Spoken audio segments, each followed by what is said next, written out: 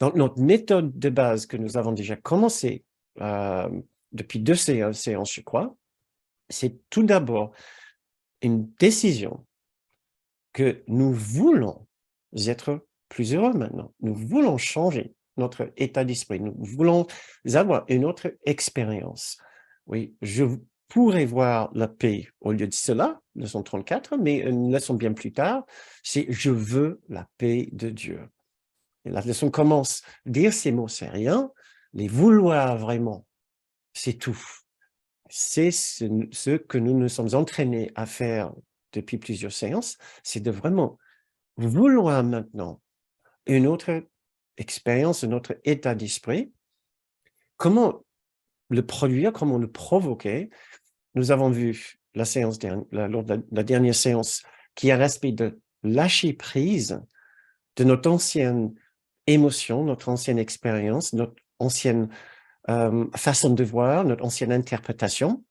Il y a vraiment une idée de lâcher prise. Je dois me mettre dans la perspective de ne plus garder la position où j'étais et cette position qui me menait à une expérience qui n'était pas joyeuse. Je vais devoir abandonner cette position-là. Et pas besoin peut-être de vous rappeler ces dictons maintenant du cours. Est-ce que je veux être heureux ou est-ce que je veux avoir raison?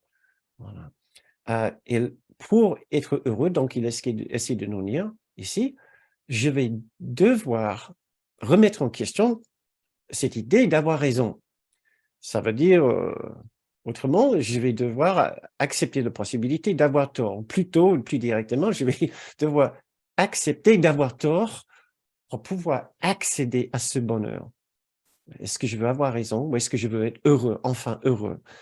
Donc là, ce que nous retenons là, c'est qu'après la décision ferme de vouloir être plus détendu et d'avoir une autre expérience de telle ou telle situation stressante, là où nous ne voyons pas encore vraiment l'amour de Dieu, ou ressentons quelque chose qui appartient à la joie, la détente, le bonheur, etc.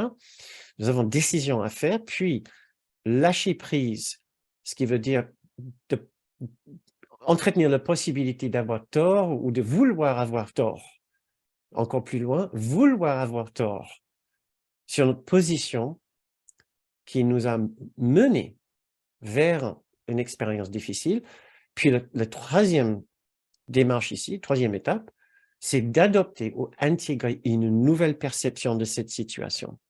Ouais.